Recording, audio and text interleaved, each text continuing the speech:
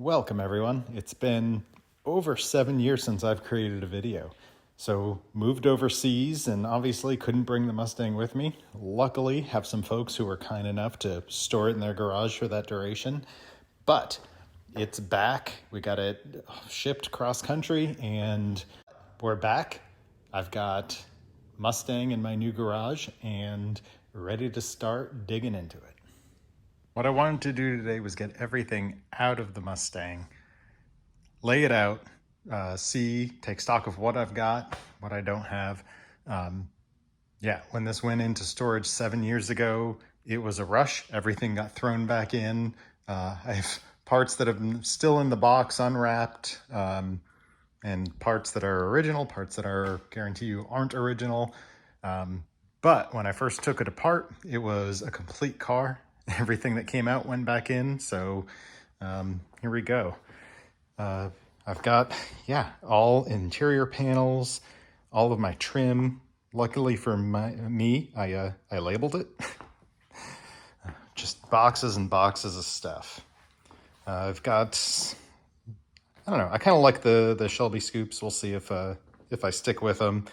Floor pans, seat risers, wiring harness, you name it. Everything that came off went back in.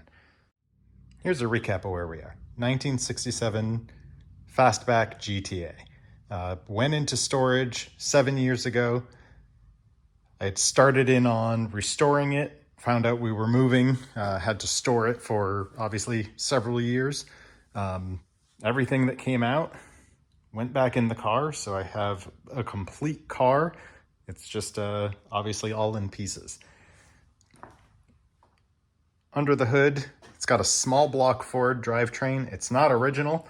Someone dressed it up. It's got original style heads, so it looks the part. It's painted the right blue, but it's definitely not an original block.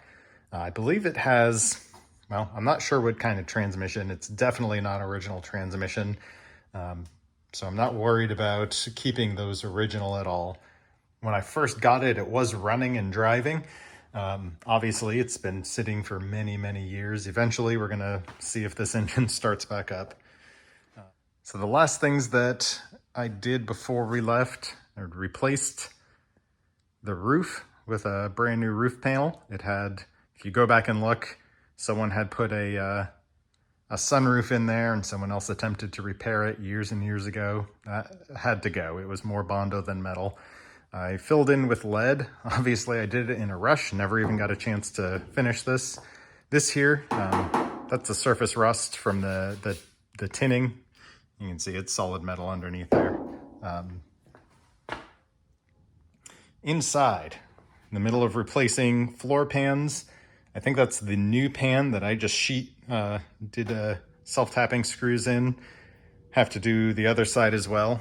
It's hard to see here, but there's a really shoddy piece of patchwork in there. So all new floor pans. I got seat risers and I've got new floor supports still wrapped up. So all of this is going to get worked. And you can tell I left in a rush with this car. So some things welded in, got cleaned up. The new drip rail got welded in. And you can see, flattened spot weld, flattened spot weld. I basically dropped my tool in the middle of doing this. In the trunk, you can see it's still wrapped up in its plastic. I've got the larger gas tank in there. All the metal on here, there's some pitting, but all of it was seamed structurally sound, which is good. I'm not worried about replacing any of my interior structure. Taking a peek underneath, this is the driver's side torque box. I've got new torque boxes for it.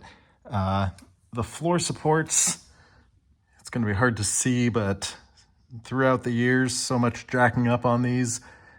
They're fairly solid metal, but worth replacing. It's worth noting that I hope there's not much more beyond that. If this car has taught me anything, it's that it's an onion. You peel back a layer, there's something else.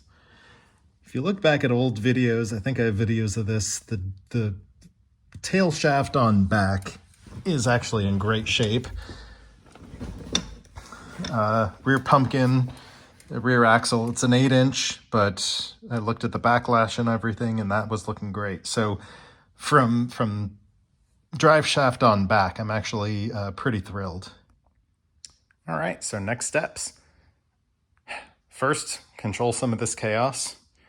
I've got a lot that I can store up here, probably some back in the car, and I've got a fair amount of storage. We can consolidate a lot of this, get it out of the way so I can work. Next step, let's fill my welding tank. Yeah, let's get cutting into it.